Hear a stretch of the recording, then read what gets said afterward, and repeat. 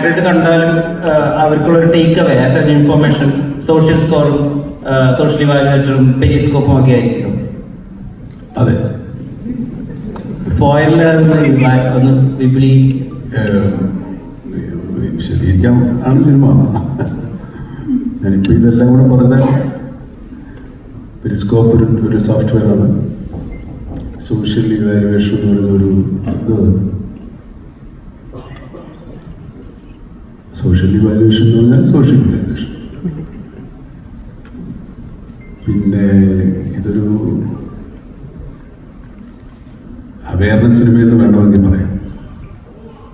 നമ്മൾ അറിഞ്ഞോ അറിയാതെ ഒക്കെ നമ്മൾ ഈ ടെക്നോളജിയുടെ ആധിക്യമോ അല്ലെങ്കിൽ അവരുടെ ഒരു അപ്രമാദിത്യം കൊണ്ടോ ഒക്കെ നമ്മൾ സാധാരണക്കാർ പെട്ടുപോകുന്ന ഒരുപാട് അപകടങ്ങളുണ്ട്.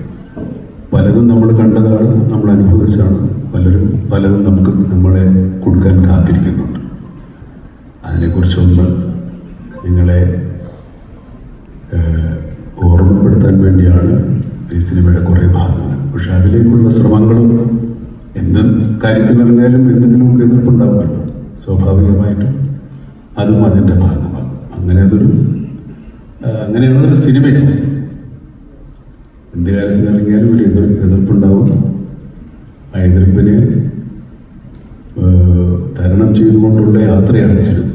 അതിനകത്ത് ഒരുപാട് കഥാപാത്രങ്ങളുണ്ട്. ഈ കഥാപാത്രങ്ങൾ ആരുമില്ലാതെ ഈ സിനിമ മുമ്പോട്ട് പോവുകയോ പൂർണ്ണമാവുകയില്ല. അതുകൊണ്ട് ഇത്രയും ഈ കാണുന്നവരെക്കാൾ അത്രയും കൂടെ നമ്മൾ കാണാത്തവരുണ്ട്, എവിടെയില്ലാത്തവരുണ്ട്.